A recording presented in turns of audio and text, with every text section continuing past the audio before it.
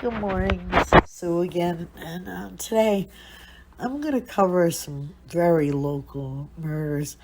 Um, the year was 1988, and the murders began.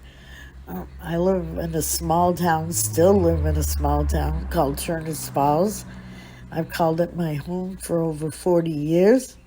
And there were four murders of all local women killed by their significant others, all within a year of each other. I'll be covering all four people, but I want to do four different videos so that each one will be honored separately.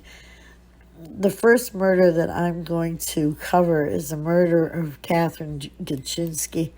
Now, the reason why I chose her is that she was just 16 years old and had her whole life ahead of her. She had grown up in the Lion Woods housing project, which in our area is rough. It's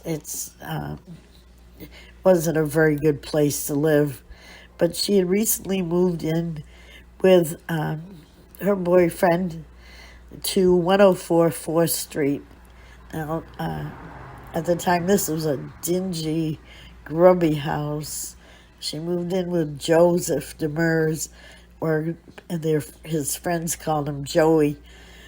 It was a large house, 3 stories tall, with each apartment had 7 rooms. On the first floor, there's now a bakery.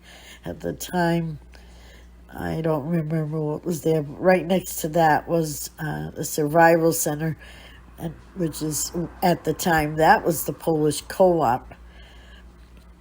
Now, he was known to have a hot temper, and he had been prone to violence.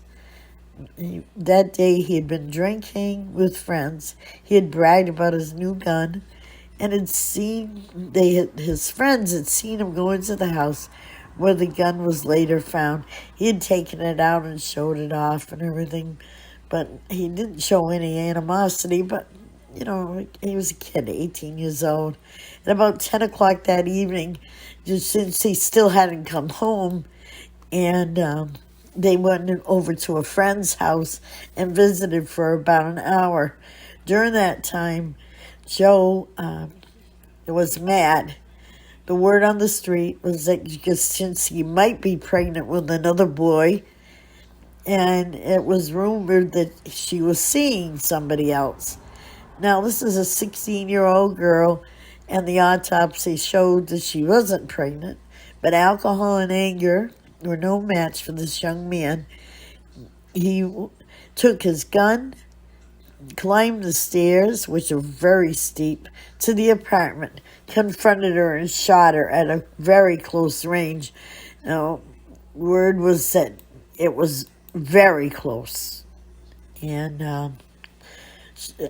I've been in the apartment several times. My sister-in-law lived upstairs on the 3rd floor at the time. I've even conducted a ghost hunt there, where I did get some flashlight activity and a woman's groan.